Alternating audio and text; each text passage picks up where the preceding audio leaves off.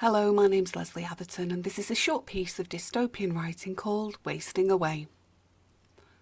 He zipped up his parka and stared into the feeble, barely warming flames, noticing that the boy's skin glowed marble pale over the smoke. The boy was getting smaller, he was sure of it.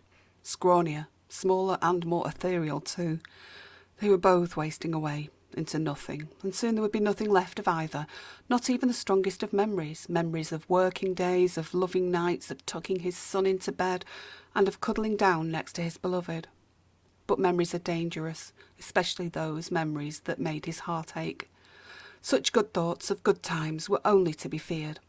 Good thoughts meant acceptance and loss of fight. The man couldn't help the dangerous thoughts of his son being born, and how he had been fearful of holding him and of damaging his tiny fragile limbs, but such protective fatherly instincts were feeble and useless now.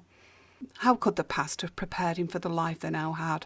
How could anything prepare anyone, even the strongest and even the most stable? On the day of the boy's birth, his father had prayed for the well-being of his little boy. But God had not listened. God had not cared enough to stop the world destroying itself along with near enough everything that crawled and walked and flew on it.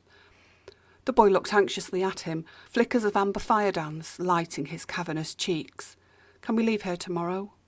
We'll see. It depends on the people we saw, the ones we hid from. Who were they?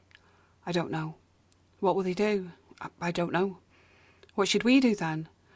Just be careful and keep the fire low. The man and his wife Sharon had kept their fire low back in the garden of their London flat.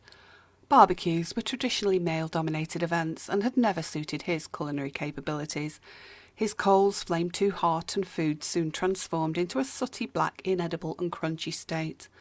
But Sharon's coals flamed and glowed and cooked the brie-stuffed burgers to perfection.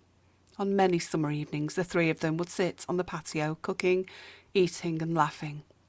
They talked of things he couldn't remember now. Films, books, galleries, music. He had been brash, arrogant, opinionated. He knew what he liked and disparaged his wife for not sharing his views. Culture had been one of the first things to be lost. Dignity too. Honour, health, security, hygiene. What mattered now was not what mattered then. He wasn't even sure that anything mattered now. But still he looked at his son and gave a feeble smile.